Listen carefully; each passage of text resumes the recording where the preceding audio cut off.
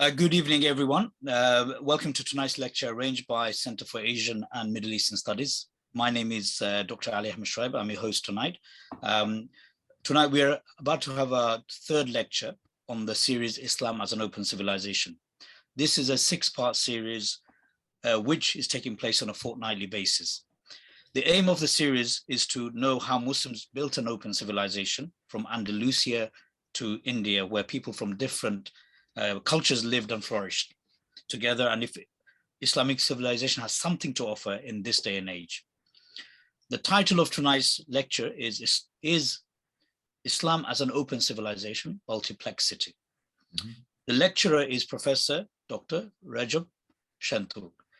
Professor Dr. Recep Senturk needs very little introduction to people who do know him. But he currently serves as a professor of sociology at Ibn Khaldun University. He was the founding president of Ibn Khaldun University in Istanbul. He served as a researcher at the Center for Islamic Studies in Istanbul and is the founding director of the Alliance of Civilizations Institute. He is the head of the International Ibn Khaldun Society, Ibn Khaldun Society. He published widely in English, Arabic, and Turkish on a whole range of topics, including social theory and methods, civilization, modernization, sociology of religion, networks of hadith transmission, Malcolm X, Islam and human rights, modern Turkish thought, and Ibn Khaldun. He also authored a number of books which have been translated to Arabic, Japanese, and Spanish. So that is our introduction to Professor Recep Senturk. We will be shortly starting tonight's lecture.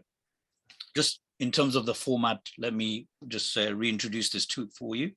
We will go straight on to the lecture, which will be approximately 30 to 45 minutes, followed then by comments and question and answers, which will also last for around 30 to 45 minutes. We ask our audience to kindly keep their microphone and mobile muted until advised otherwise. We encourage discussion and debate, maintaining professional approach. Please do raise your hands at the end of the lecture for your questions, and any comments you can actually add onto the comments section, and I will try and bring that to the discussion later on. We also encourage the attendees to take notes on the lecture in order to reference, for their own reference when they wish to make their comments and questions. So without further ado, I would like to ask Professor Dr. Recep Senturk to deliver his lecture. Thank you. Thank you very much, Dr. Ali. Salam alaikum to everyone from Istanbul. I wish all of you good health, especially during this pandemic. Today, we will be talking about what made Islam an open civilization. And in my previous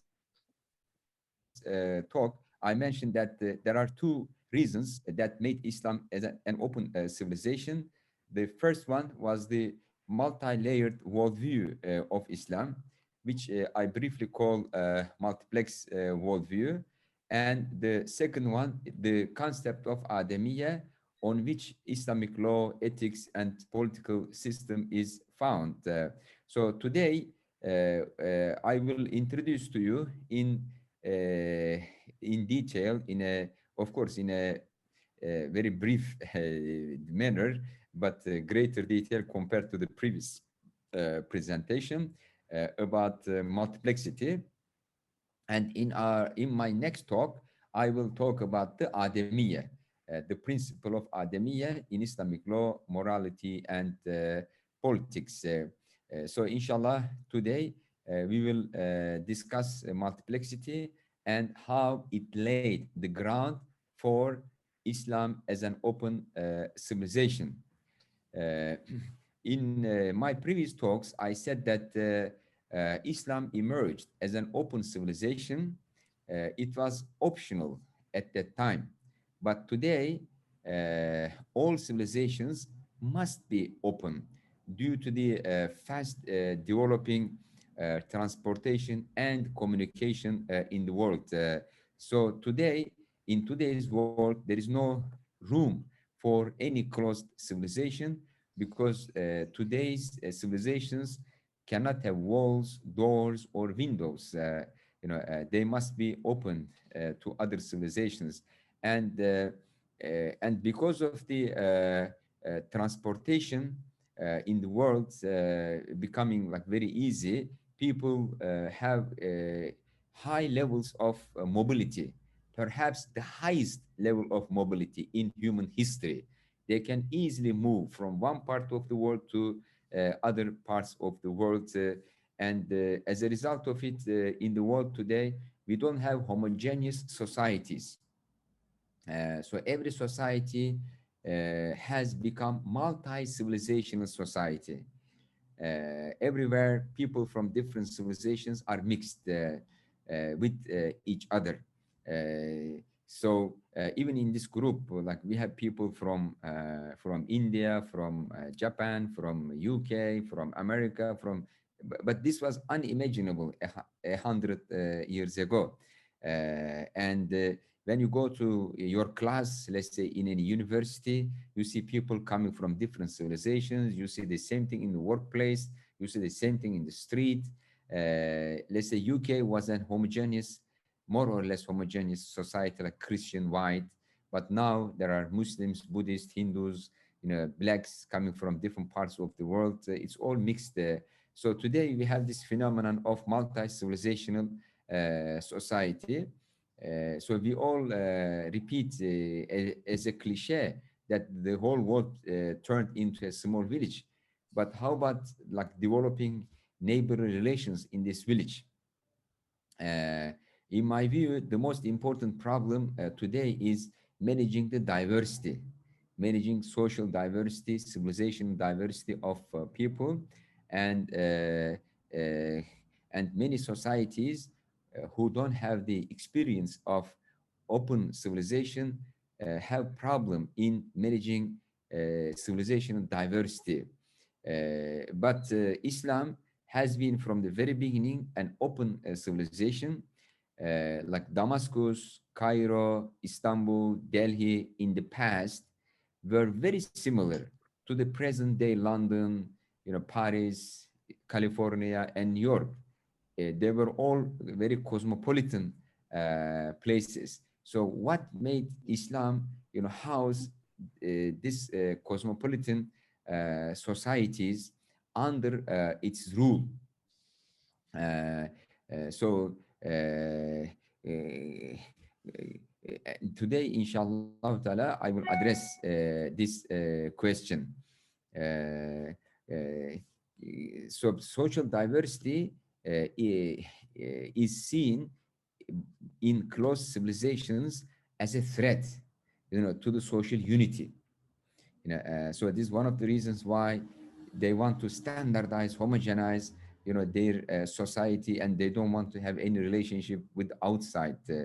However, trying to eliminate diversity is going against the will of Allah Ta'ala. Allah Ta'ala created social diversity, and no one can eliminate social diversity.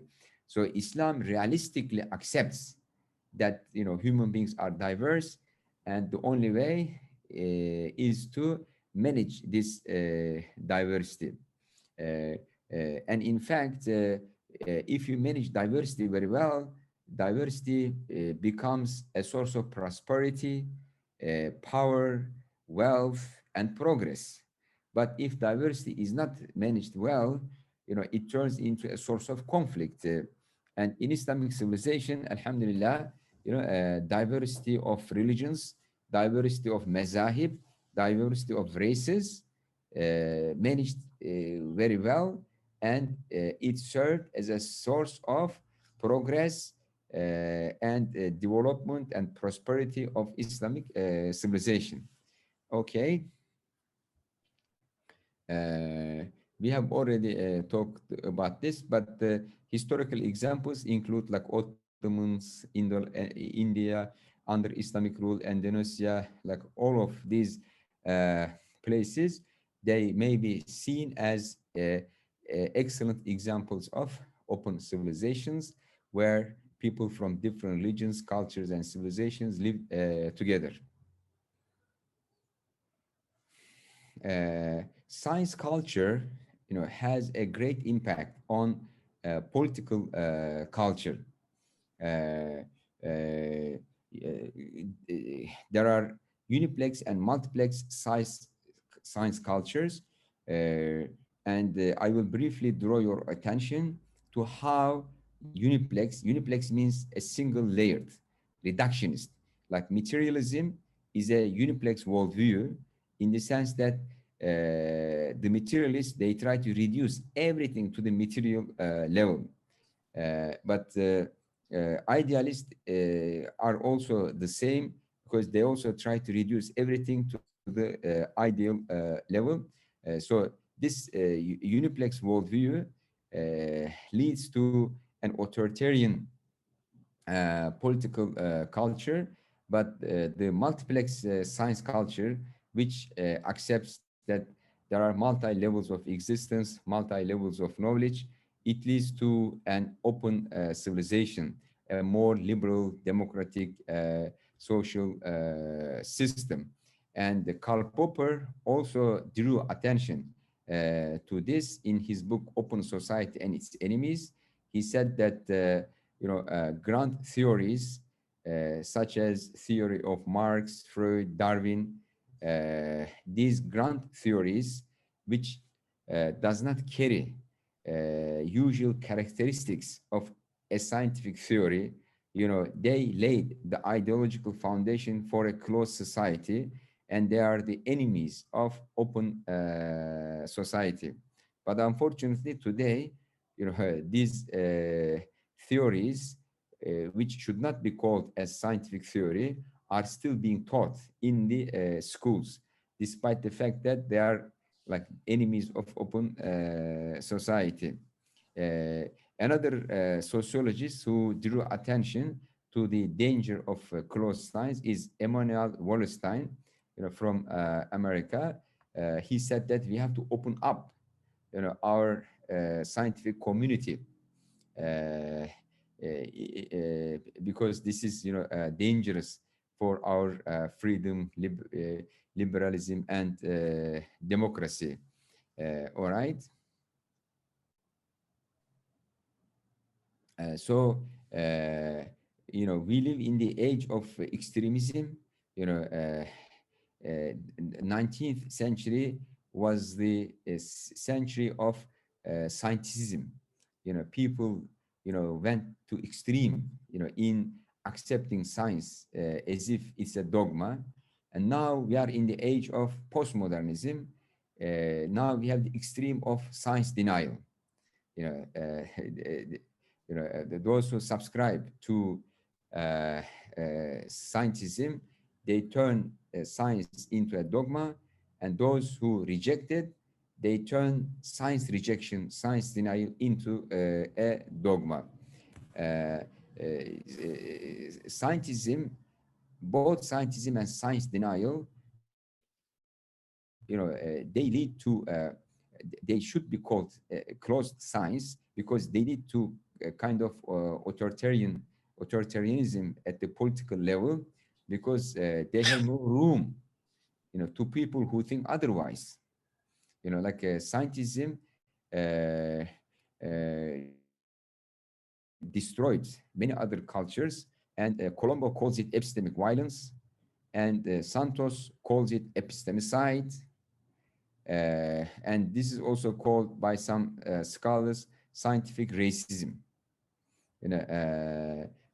Because scientism turned Western postulist science into a religion, ideology, and dogma, and any idea which conflicts with this materialistic, positivistic understanding of science has been oppressed and excluded. This is what sociologists call epistemic violence, epistemicide, or scientific racism.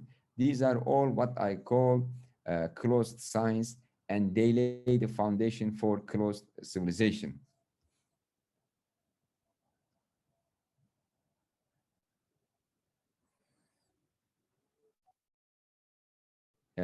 So today we live in the age of postmodernism, it may be characterized as uniplex idealism. It is claimed that truth died. I mean, Ronald Barthes claimed that author died. And now it's claimed that truth died. So there is no more truth. So we should not search for truth. So this is again another closed science ideology, which is very intolerant, to people who argue otherwise. So I mean, those people, they claim to be liberal, but they don't tolerate anyone who's different than themselves. If you think there is truth, you will be excluded from this postmodernist community.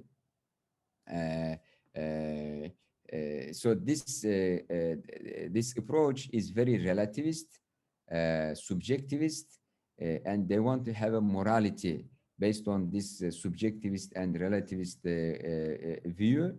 And the result is post-truth culture, anti-intellectualism, and anything goes. Rise of subjectivism, polarization, and hyper-partisanship. So their approach is summarized by Popper, who wrote, "Anything goes. The thesis of relativism leads to anarchy, to unlawfulness, to the rule of violence." So there are two very interesting articles. One was published in Washington Post. So the title was "We Must End the Post-Truth Society." The other was published by The Guardian. The title was "We Are in Post-Truth World with Eroding Trust and Accountability. It Can End Well." So these are warnings against this uniplex idealism, like one-sided, one-dimensional, reductionist approach to truth and its practical implications. Uh, so in summary, closed science leads to closed civilization.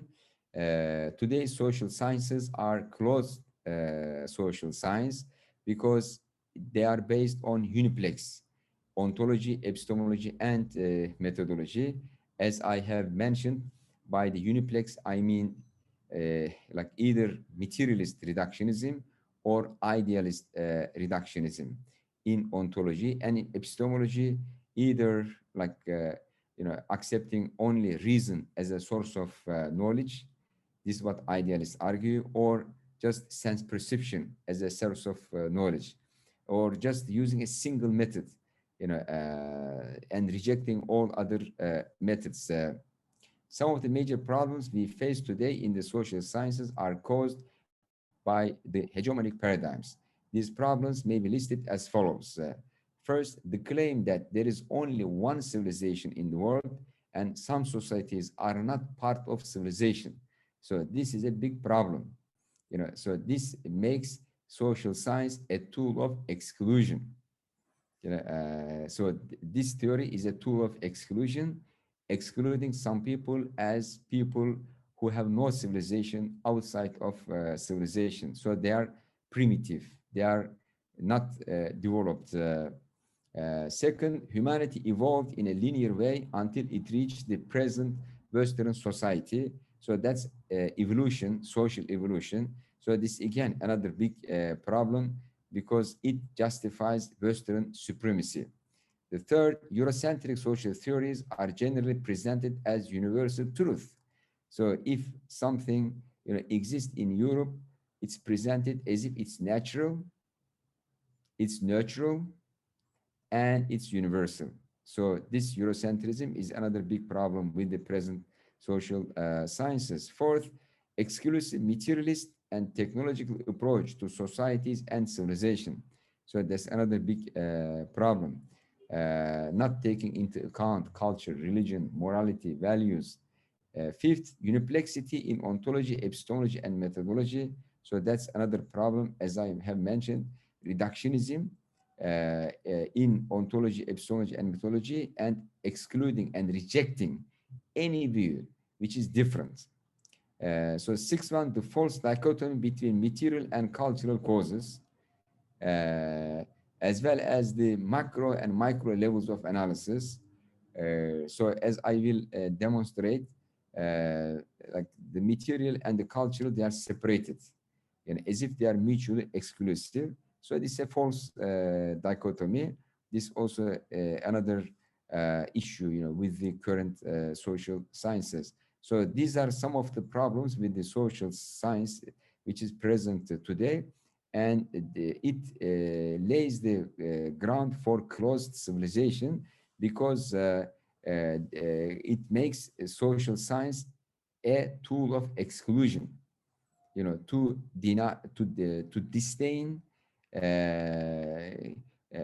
societies who are different than Western societies. All right. But on the contrary, open science, based on multiplexity, multiple levels of existence, multiple levels of knowledge, multiple methodology, and so it lays the ground for open civilization, because there is room for different opinions, in open civilization, different schools of thought, different viewpoints. And science is not used as a tool of exclusion and oppression and exploitation. An open civilization acknowledges the right of existence of other civilizations and advocates the universal human rights. The vision of open civilization offers a modest and balanced civilization approach among the extremist ones, which are discriminator, dependent, and completely reject the others. At the same time, open civilization is an understanding of civilization which has constants, but these constants are open to change. So it combines universalism as well as relativism. The concept of open science, which is also open to scientific accumulations of other civilizations, is the theoretical basis of open civilization. All right. So let's go back to our primary question. So what made Islam an open civilization? I have mentioned in my previous lecture that there are three things that made Islam an open civilization. So the most important one is the multiplex worldview and the thought system built upon it, as expressed in all Islamic disciplines, which complement each other to constitute a holistic understanding of world, society, human being, nature, and language. Uh, and the second important reason is the epistemology of zanniyat in fiqh. In fiqh, not everything is presented as if they are 100% certain. There is a domain of zanniyat, uncertainty in normative thinking. So this creates room for diversity of opinions and the adamiyyah principle. So in this presentation, I will talk about multiplex worldview and the epistemology of zanniyat. All right. Uh, so the multiplex worldview is based on multiplex understanding of the world, the multiplex ontology. So from this perspective, it's accepted that there is material world and non-material world and the divine world. So there are three levels of existence: material, non-material, and the divine. And so this is called in Arabic maratib al-wujud. Actually, the term multiplex ontology is a translation of the ancient concept maratib al-wujud, and these are the three main levels of existence in multiplex ontology. Usually in Western philosophy, they divide existence into two categories: physical world and the metaphysical world. But I disagree with this, because when you have only two categories, like you are putting God and all other like invisible creatures in the same category. But God is the creator. How can you put the creator with other things he created? So this is even worse than putting apples, and oranges together. Like you are, putting God and his creatures in the same category.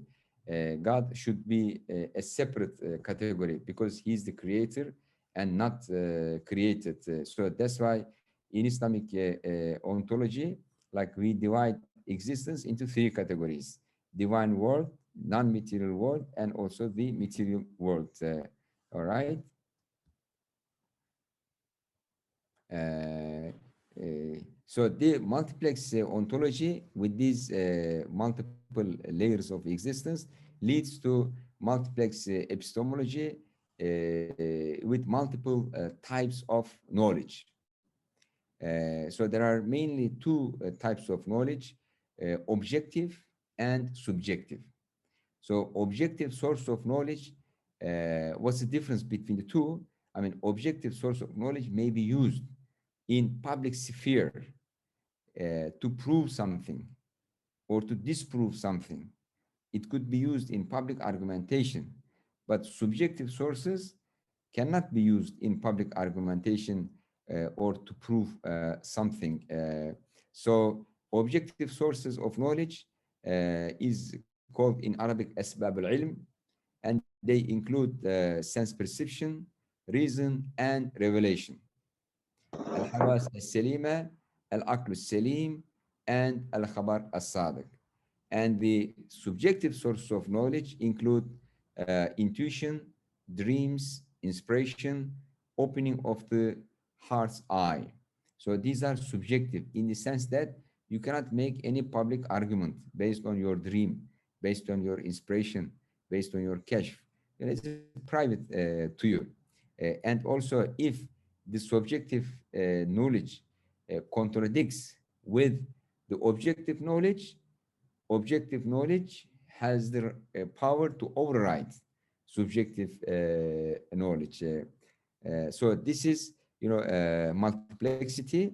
So it allows room for rationalists, empiricists, and also those who specialize in wahi, divine knowledge.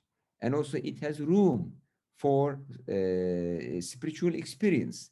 So it's very comprehensive, it's very inclusive, you know.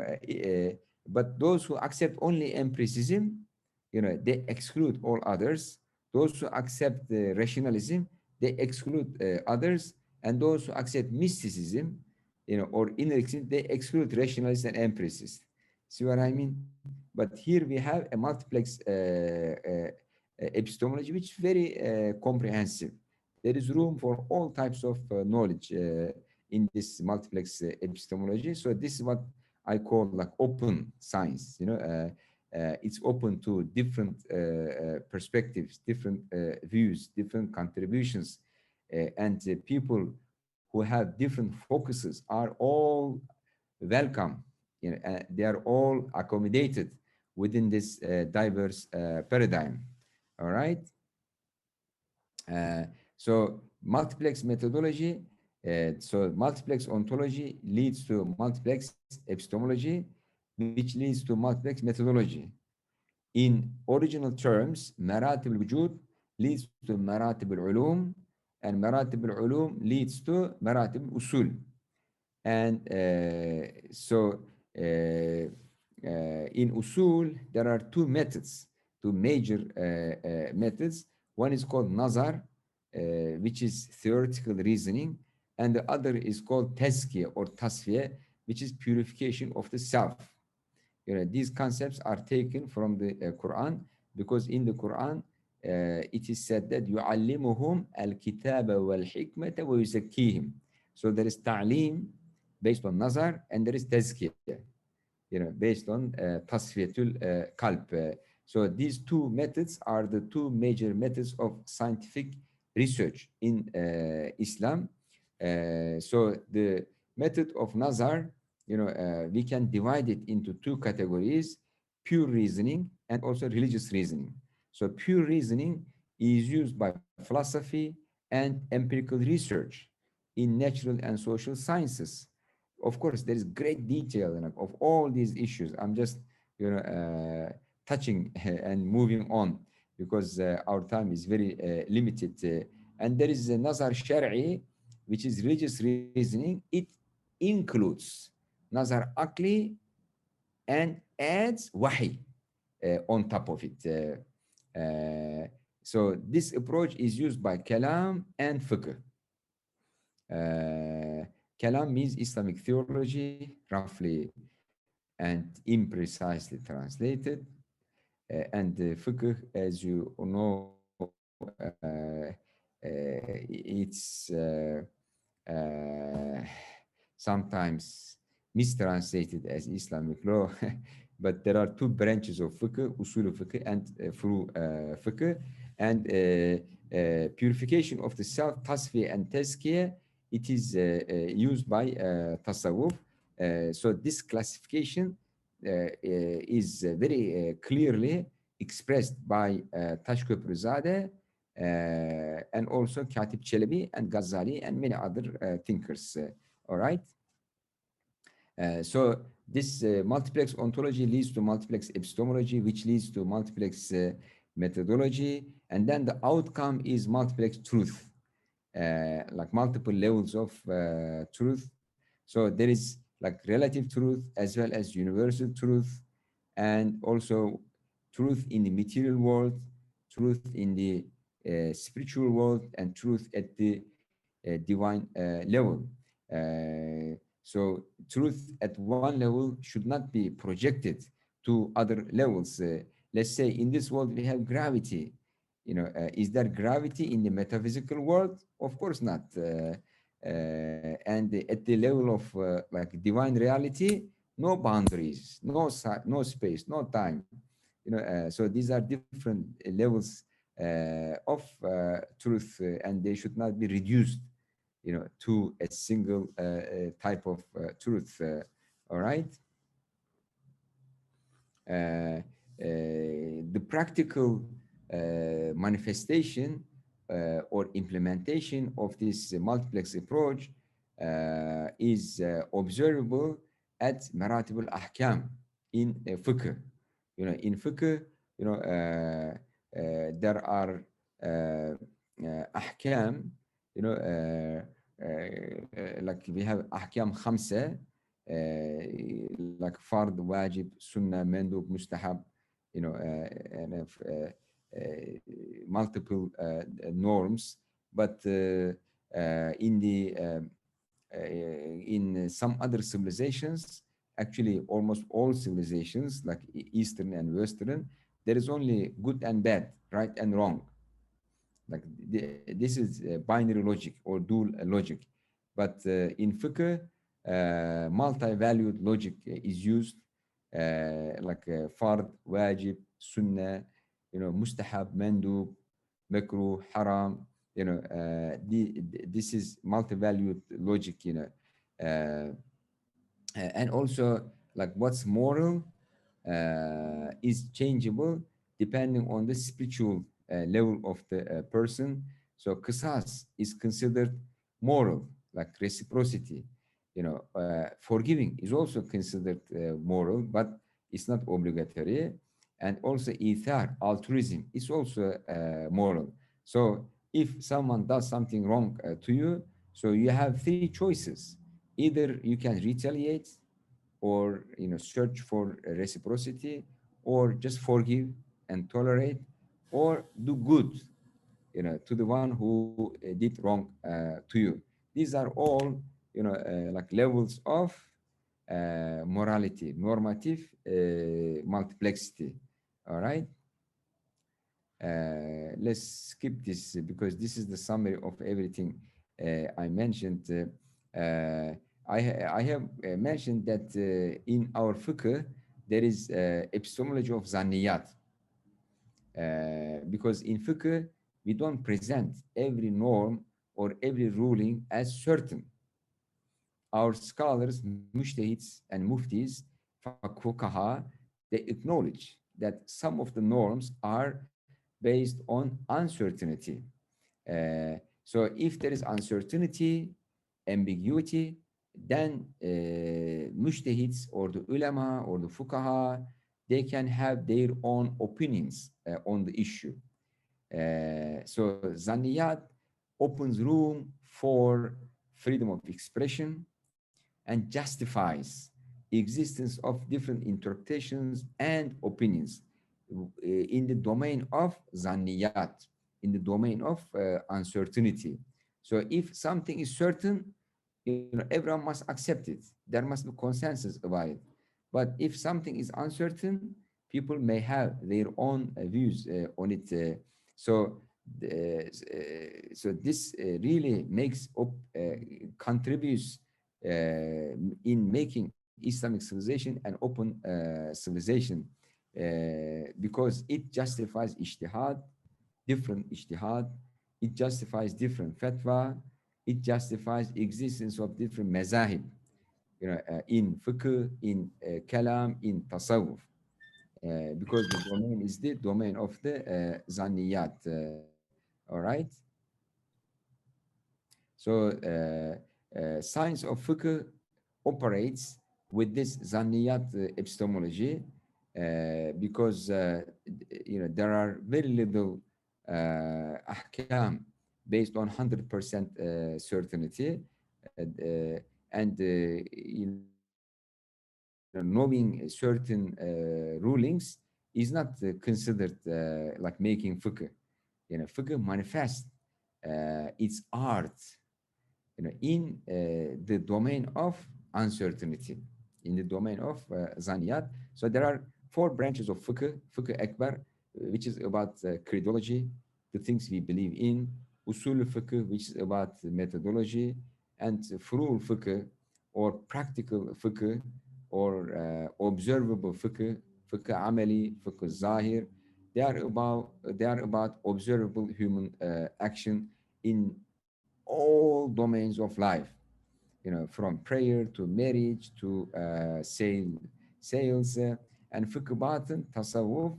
This is about the internal aspects of human action, such as intentions, behind the actions, and the kalam, like the Islamic theology, provides the philosophical foundations for fiqh. All right.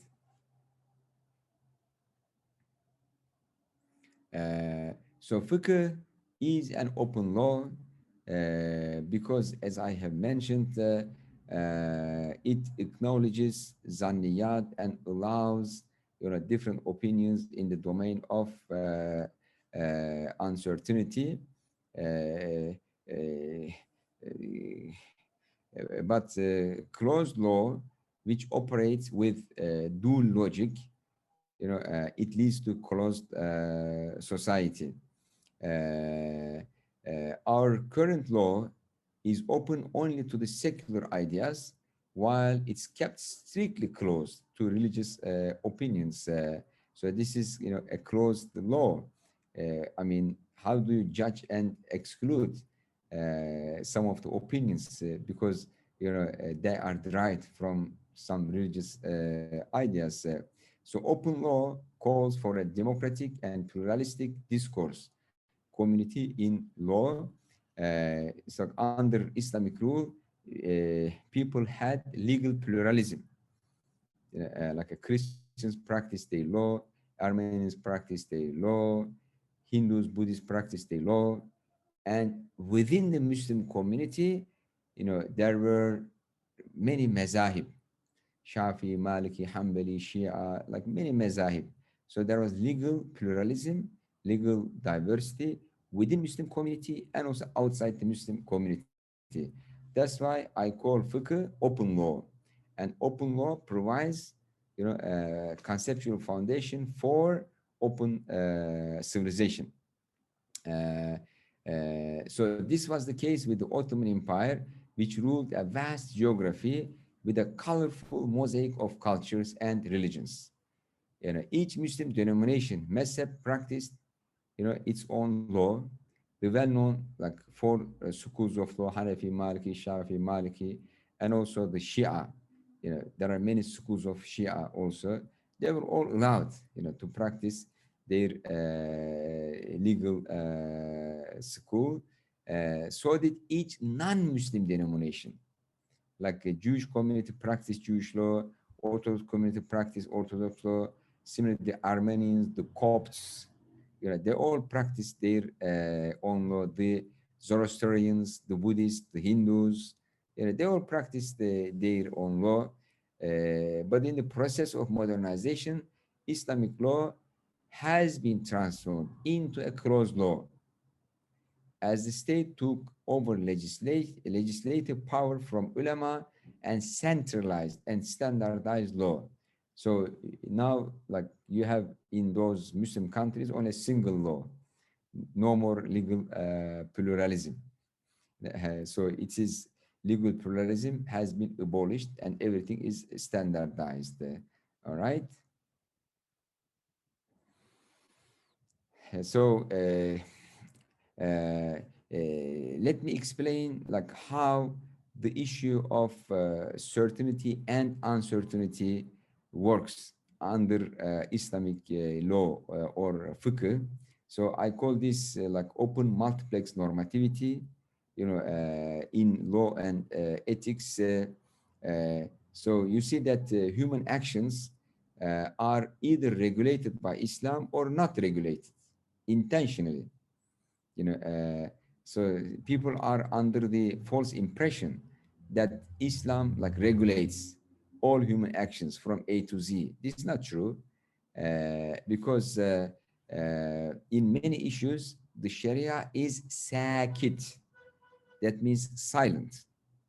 And even when Rasulullah used to be asked about issues, he said, don't ask me questions because if you ask me questions, then I say something, it gets regulated. So as a rahmah, as a mercy and compassion, as a grace, Allah Ta'ala did not regulate our life completely. He regulated some parts of life.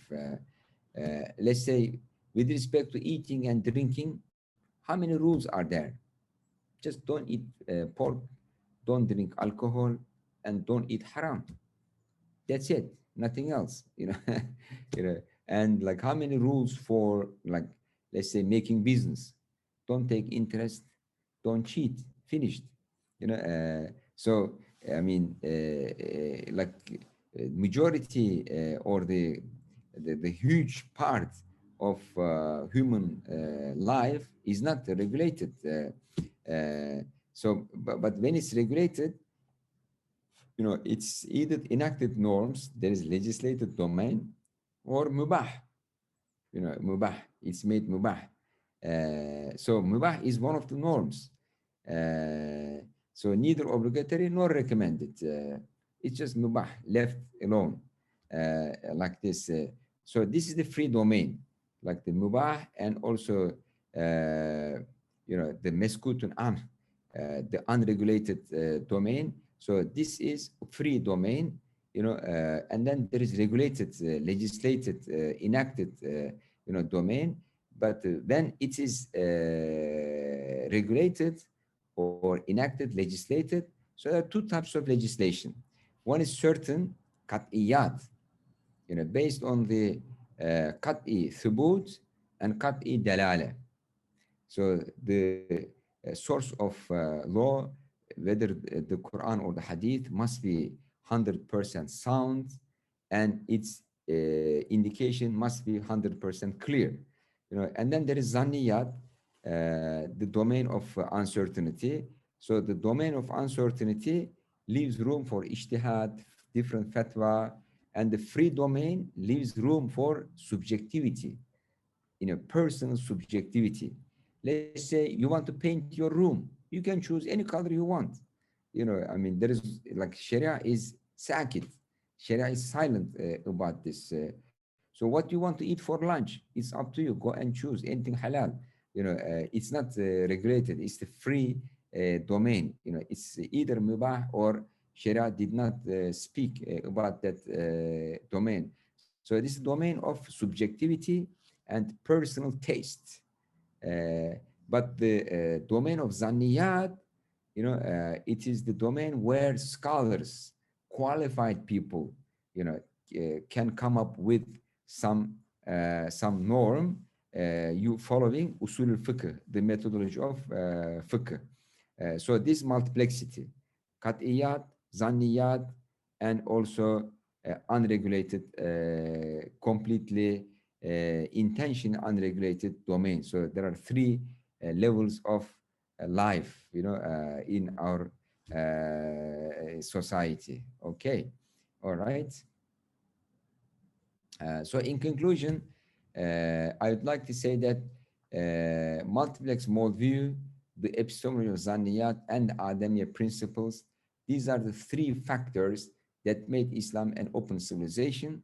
So in this talk, I explored the multiplex worldview and the epistemology of Zanniyat. And inshallah, in my upcoming talk, I will be presenting the adamiyyah principle in fiqh, and how it was implemented, as a foundation of Islamic law, morality, politics, economics, education, in everything. So the Islamic social system, open science, which is underpinned by a multiplex understanding of existence, knowledge, and methodology, truth and norms, makes open civilization possible. It's a tool of diversity management, which is very much needed in today's world, characterized by the increasing diversity. Closed science, which is the present social sciences, it is underpinned by a uniplex understanding of existence, knowledge, methodology, truth, and norms. It makes closed civilization possible. It is used as a tool of authoritarianism, discrimination, and exclusion of opposing voices, different societies as underdeveloped, primitive. So the multiplex approach prevents intellectual differences degenerating into social and political conflicts, because it accommodates together different discourse groups such as religions and schools of thought, the mazahib. It promotes a pluralistic and democratic science culture robust enough to cope with the multiplicity of truth claims in society without falling prey to relativism and postmodernism. So it allows, relativism, but not absolute relativism. So that's difference between postmodernism. So this is very much needed in today's world, in which the greatest problem is diversity management of society, and we observe that modern societies, especially in the West, they fail in managing diversity, and the Islamic experience of open civilization based on multiplexity, zanniyat, and adamiyyah has many things to offer to the modern world, and we should present it and share it with the modern world, that there is such conceptual foundations and also practical historical experience, in Islam, and make our contribution. Thank you. So this is the end of my presentation. So now we can Thank have you. questions. Yes, thank you, Professor Senturk. I really appreciate, we all appreciate your talk, actually, and I think I wasn't belittling when I said take some notes. I think your presentation was very much heavy duty in many forms, lots of ideas. I'd like to open the floor now for the next 30 to 45 minutes. We'll be taking questions and answers, hopefully, by Professor Recep, and any comments anyone would like to make. You can raise your hands, and also you can use a comment box down below if you wish to write in there, and I'll try and bring this to the discussion. I can see one hand that has been desperate and has been raised for a long time. It's about to drop off. Mr. Masir Ali. Could I ask you to unmute yourself and please ask your question?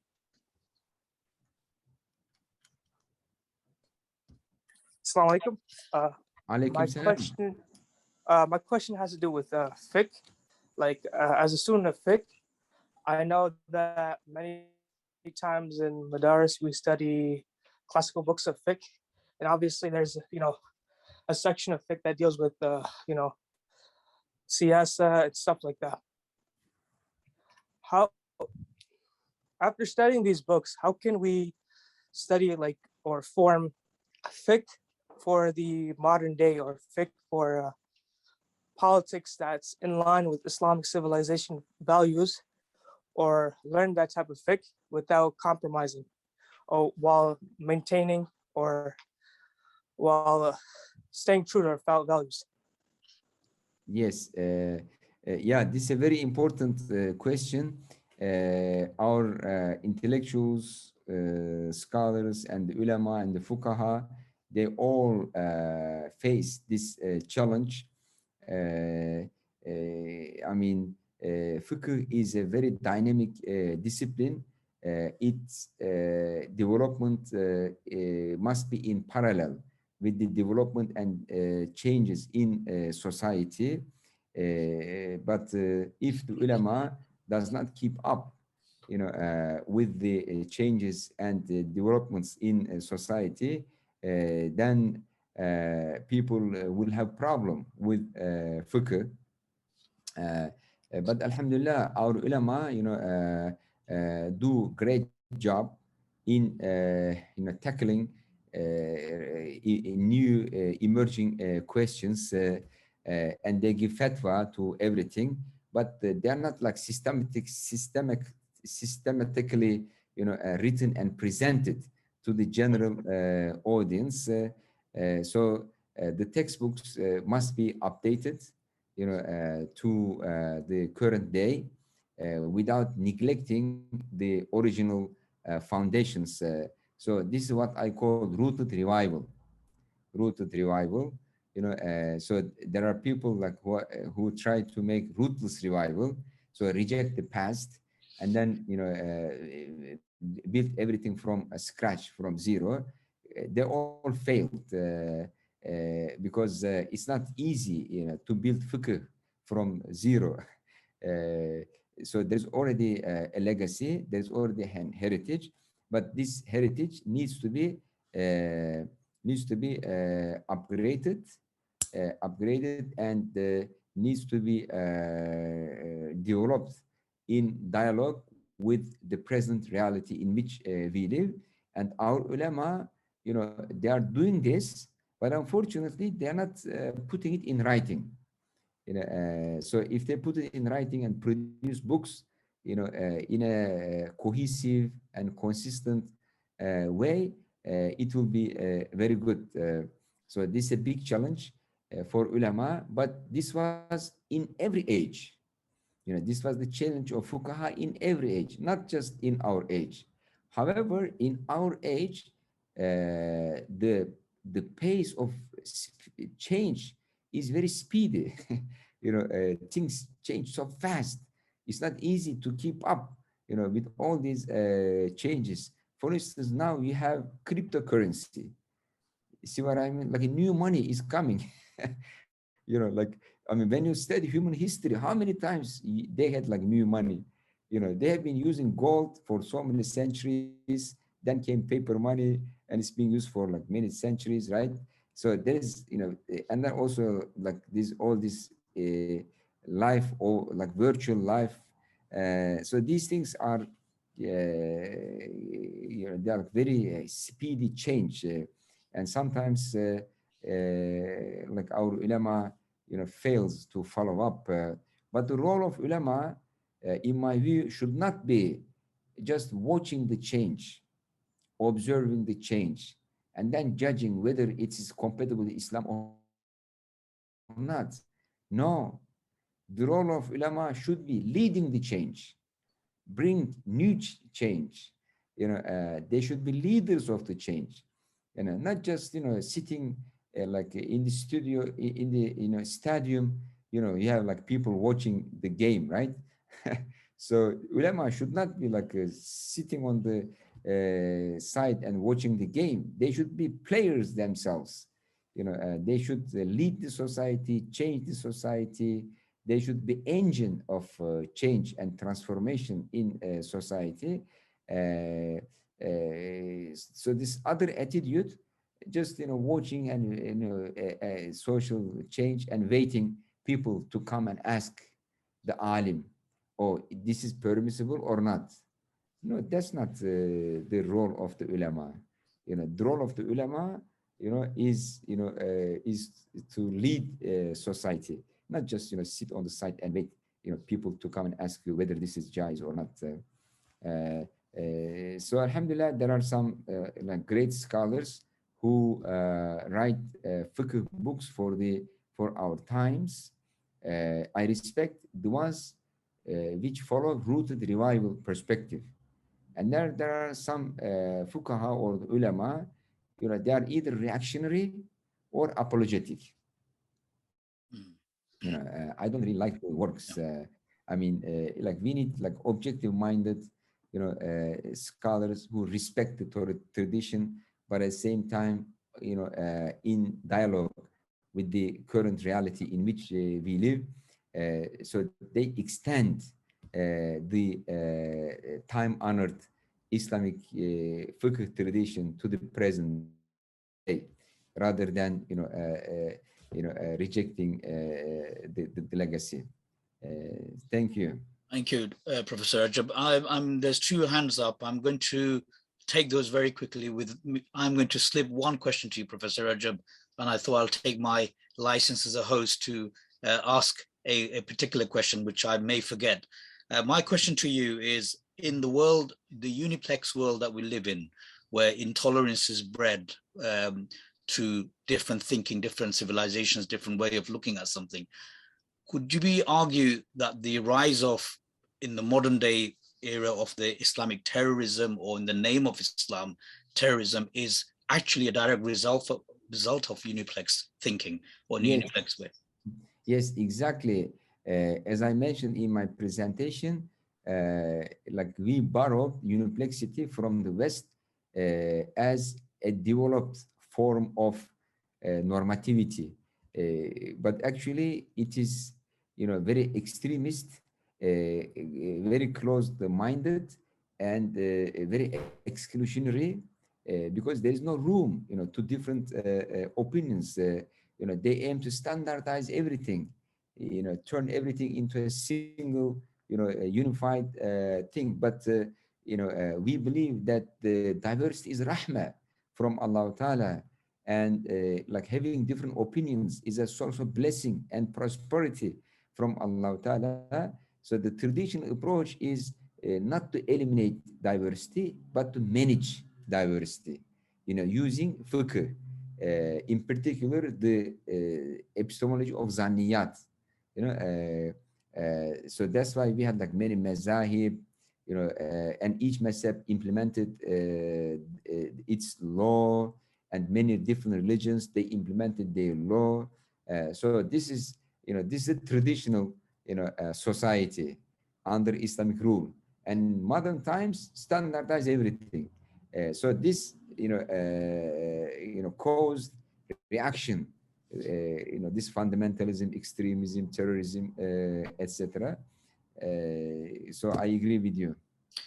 I think one of the comment in the box saying, Kabu, who has raised their hand earlier on, saying there is no such thing as Islamic terrorism. I agree with him on the basis that it is in the name of Islam, certain people carry out. It's not obviously the source isn't Islam, but because of the uniplex thinking about the world and trying to fit everybody into one box, that's where it potentially arises from. Of course, there's a lot of layers to that alone, which it's a different lecture in its own right. So I'm patiently looking at. I think I have to give Amar his opportunity to ask questions. So Amar, if you're kind enough to unmute yourself, and please feel free to ask your question. Can you guys hear me? Yes, we can hear you. Yeah. Okay, brilliant. First of all, Jazakallah khair to Professor Recep, Senturk, Jazakallah khair. Assalamu alaikum. My question was, so you spoke about the openness of Islam and how Islamic civilization was open and tolerant, and absolutely it was. And I think, as Muslims, that's something we should be proud about, because we accepted different minorities, etc. And as a result of that, the Islamic, historically Islam flourished, the Middle East flourished, etc. But in today's 21st century, if we look at our nation states, they're secular states. The basis for ruling isn't Islam, whereas historically the basis for ruling was Islam. And I think in my opinion, I think that's the fundamental difference between today and back then. In the 21st century, we have political states that are secular, that are dictated by outside powers, and as a result of that dictation, I think we're seeing a lot of problems in our countries today. And as a result of those problems, our countries have become very closed societies. The openness that existed previously is no longer there, and that's why we're seeing the sectarianism. That's why we're seeing non-Muslim minorities being oppressed, because of this closedness that exists in our countries today. So, in your opinion, I mean, would you say that we need to return back to our traditions of Islam to bring about this change that that we need in today's day and age, so that the openness that we saw historically can reappear? Jazakallah khair. Yes, thank you very much for this excellent question. Of course, we need to do the right thing, and the right thing is in adopting multiplexity once again, and changing the uniplex science culture or the worldview that we imported, from the idealist or materialist thinkers of the modern world. So we have something better, we have something more comprehensive, holistic, inclusive. Why don't we use it? See what I mean? And also, it has great practical implications in our political life, social life. It allows us to manage diversity without excluding any group of people, whether they are Muslims or non-Muslims. Why not to revive it once again? So those modernist and pro-Western thinkers and like political leaders, they they understood modernization as Westernization. This was big mistake. Modernization is not equal to Westernization. Modernization, like we called it Islah, we called it Tajdeed. In the past, Islamic civilization has always modernized itself for like 15 centuries. As it expand, as it met with new conditions, modernized in the sense that made Tajdeed, made Islah, adapt itself to new conditions. But we made the mistake of making modernization equal to Westernization, modernizing equal to adopting a positivist, materialist science culture, adopting like secular modern ideologies such as socialism, fascism, liberalism, etc. Like this was very detrimental. But I see this deviation from the open civilization tradition and eclipse. So the sun is there, and it will come back. A century is not a long time in the history of a civilization, but we have to, unearth this tradition, make like excavation and a genealogical work to educate ourselves and the Muslim youth about open civilization, as well as the non-Muslims. They should know like the authentic understanding of Islam. They should not judge us, based on the mispractices of Muslims today due to the extremist ideologies they adopted from the West. So I see this as an eclipse, and inshallah, we will revive open civilization, but we need to like rediscover our heritage and adopt the strategies of rooted revival, inshallah ta'ala. Thank you, Professor Recep. I have a written question here from one of our participants, Mr. Saki Hussein, has asked, in your research, have you encountered any comparisons between the Anglo-American common law criminal justice system and the criminal justice systems implemented by any of the Islamic empires, such as the Rashidun through to the Ottoman Empire? And do you know any resources or scholars that have touched on this? And do you have any thoughts about the commonalities or differences? Yes, I mean, I have students who are doing like a PhDs and writing MA thesis on these topics. So this is like a very broad issue. You know, there are commonalities, and the most important commonality is the search for justice. Search for justice. So this is the most important commonality. So like everyone in the world is searching for justice, but some adopt wrong way, you know, to achieve justice. Some adopt like a, mildly wrong, some extremely wrong. So I mean, we are all as humanity, searching for justice, but we believe that open civilization offered by open science of fiqh is the best way, to reach this justice through legal pluralism. I mean, in legal pluralism, every community is allowed to achieve justice based on their worldview. Because what is just, what's unjust, of course, there is a universal objective level, but most of the time it is relative to culture, to religion. So it's better to allow, people to have the justice they want, based on their religion, based on their culture, based on their civilization. So this is what Islamic open civilization established. So this is not a utopia, this is a reality. I mean, it's been practiced for like 14 centuries, from Uyghuristan to India to Pakistan to Iran to Anatolia, the Middle East, North Africa, and the Balkans, like everywhere. This, Islam as an open civilization with legal pluralism within the Muslim community as well as outside the Muslim community. It's been practiced there.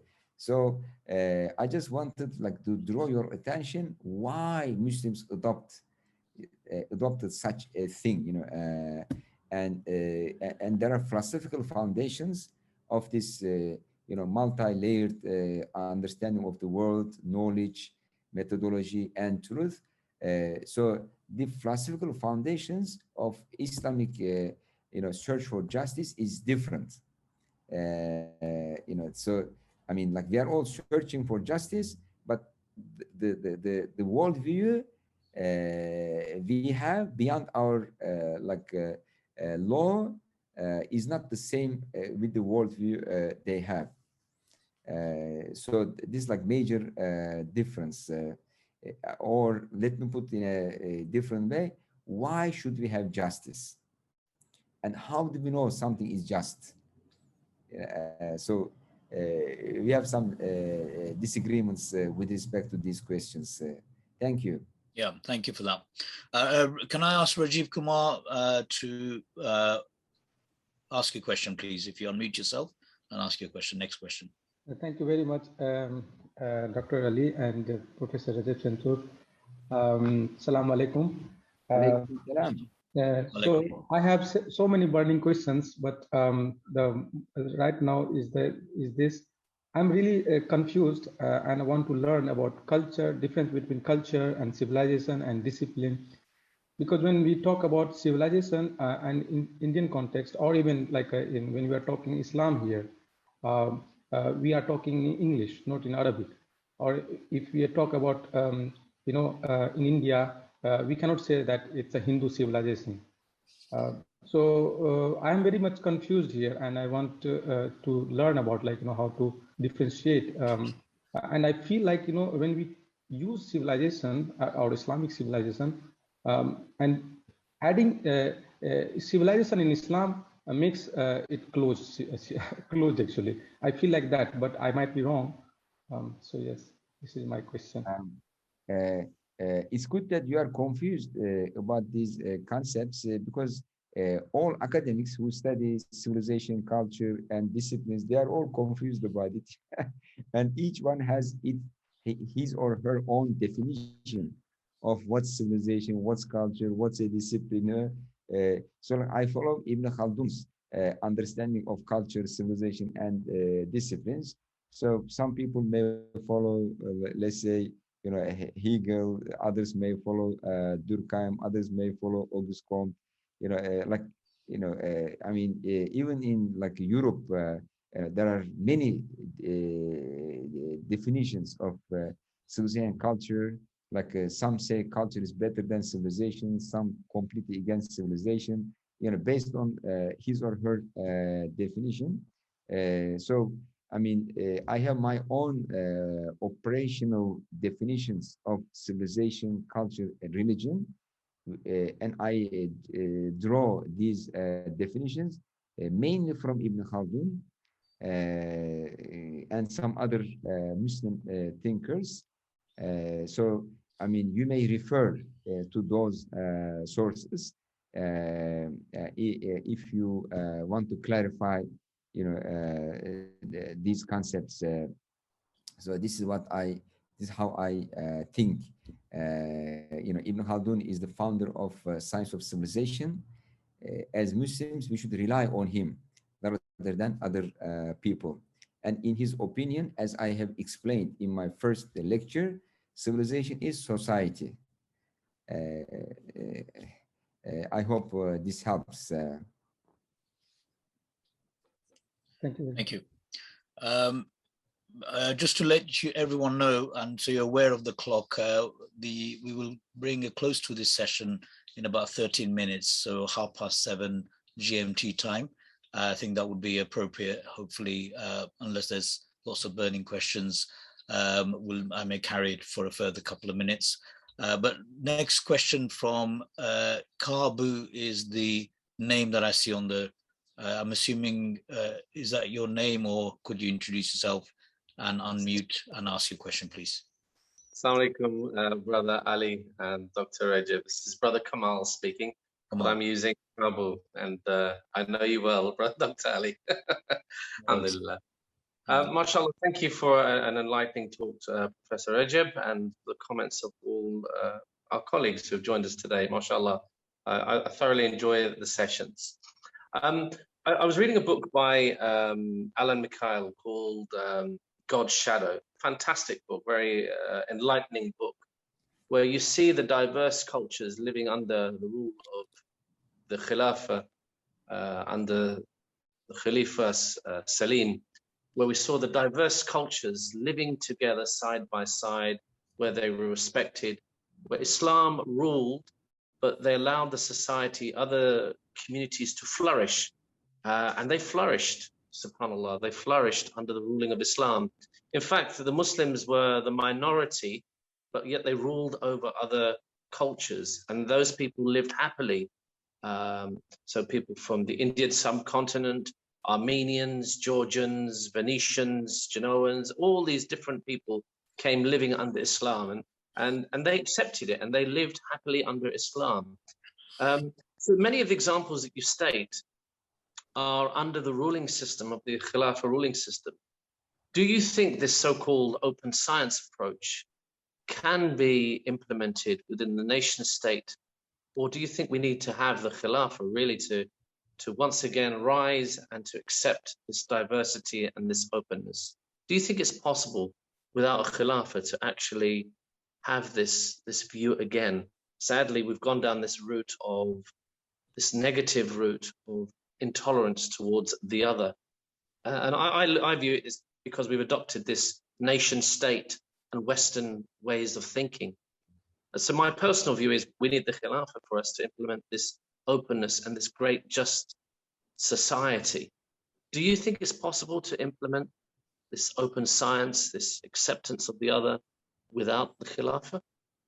I think all civilizations can be open civilization, and we should promote like Western civilization to be an open civilization, Chinese civilization to be an open civilization.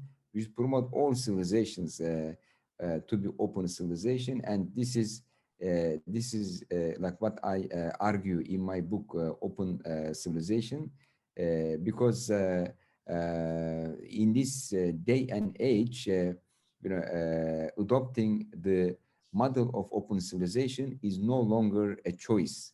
It is a necessity for everyone in the world. So Muslims in the past adopted it voluntarily, although the social life at that time did not require something like this, or did not impose something like this on them. So this was the way of Prophet Muhammad sallallahu alaihi wasallam in Medina.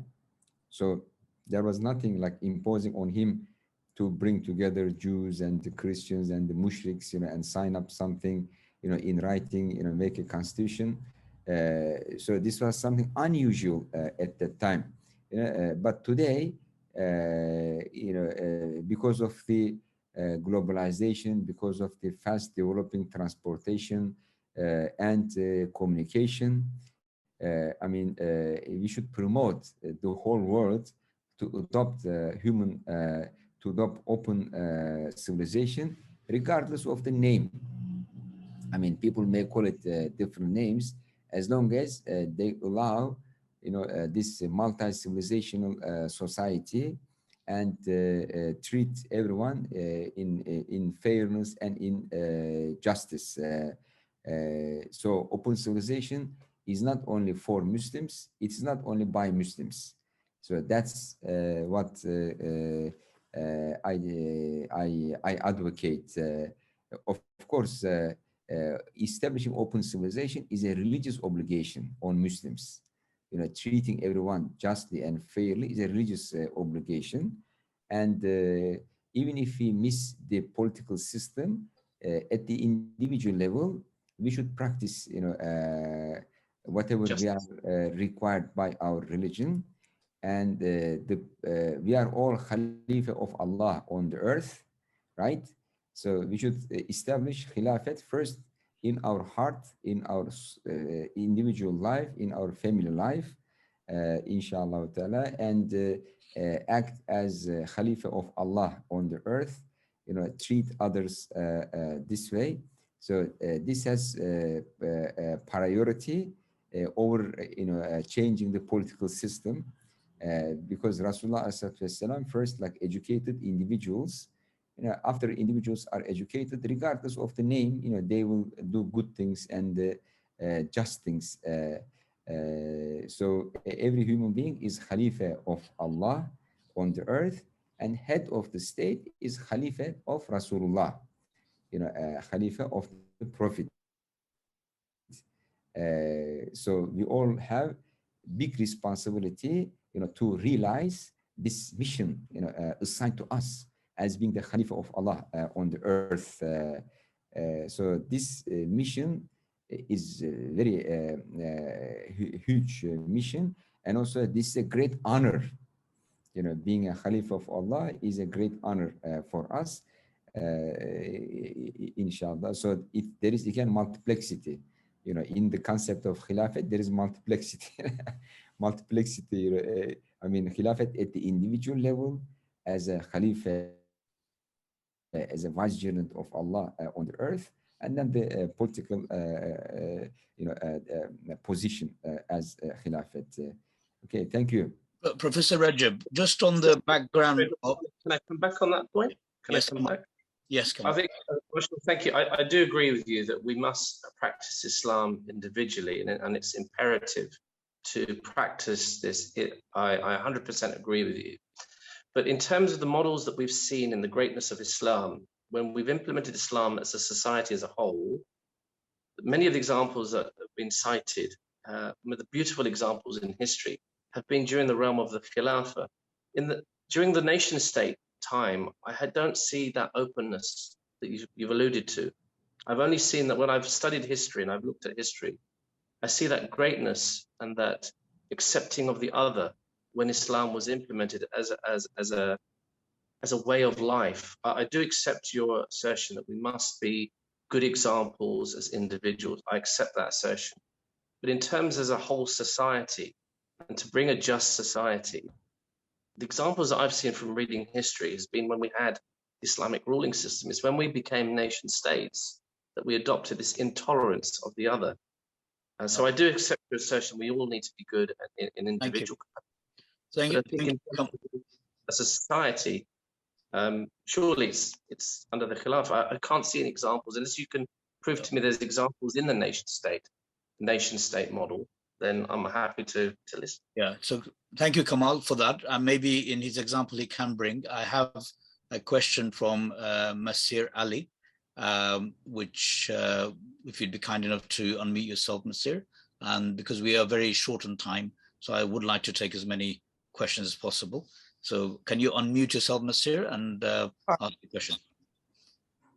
So from what I understand, the Islamic civilization has openness and it tolerates differences and different ways of looking at the world. My question has to do with, are there limits to what an Islamic civilization can tolerate? Like, are there things that they won't tolerate, like different ideologies or whatever, that will not tolerate? Yes, yeah, this is a great question. I mean, openness does not mean like everything goes.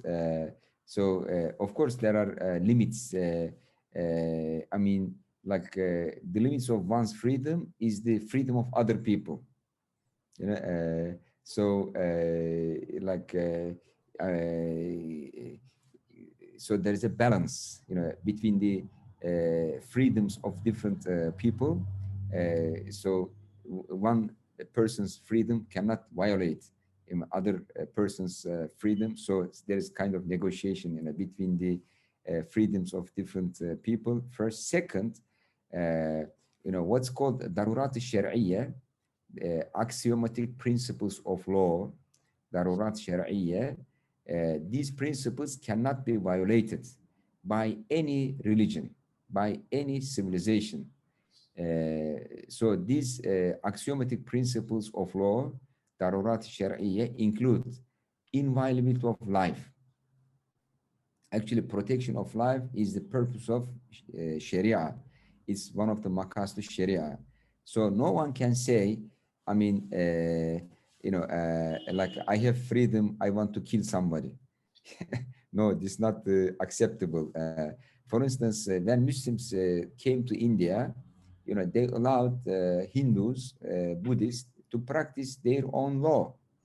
But when they wanted to practice sati, you know, which is burning the widow with the dead husband, they said, no, no, no, you cannot do this because this is beyond the beyond your freedom of religion.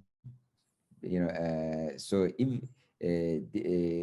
because this is, you know, violating someone's right to life, so you can't do this. So because we believe that all religions are based on the principles of like some primordial eternal principles of maqasid sharia, you know, or darurat shar'iyya, like all religions, all legal systems, one of which is inviolability of life. So if there is no inviolability of life in one religion or in a legal system, that means it deviated from the original norms given to that community. So we say, okay, you know, this is beyond the limits of the freedom of religion.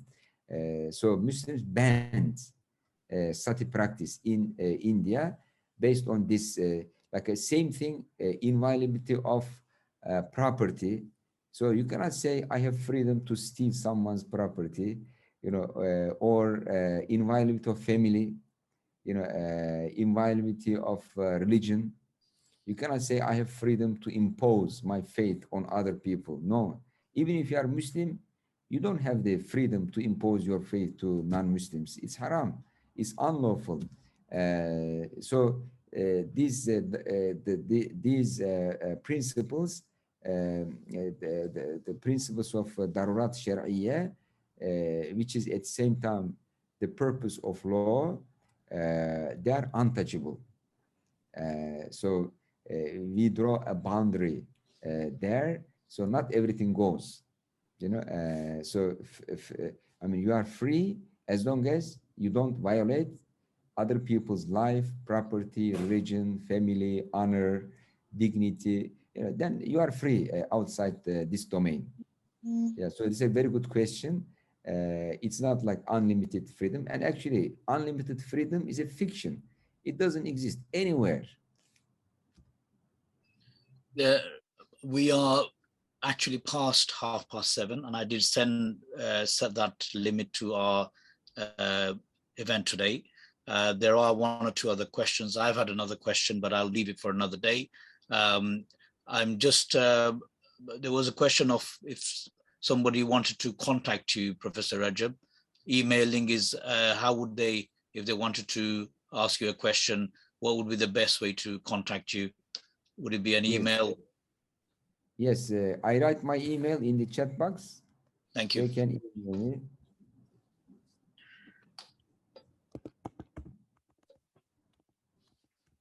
Thank you. So what I'd like to do is, if I may, I'm not going to take any more questions actually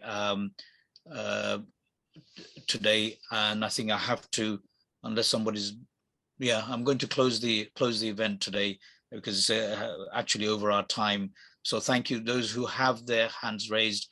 I apologize, and I will be happy to take your question first next week or when we are next getting together. So I'd like to thank Professor Senturk for his lecture, and hopefully you'll be able to join us for our next lecture on the 30th of September, which is on Thursday in 2 weeks' time, and that's on the topic of Islam as an open civilization, adamiyyah. So we thank you all for participating today, and look forward to seeing you all in 2 weeks' time. Thank you very much.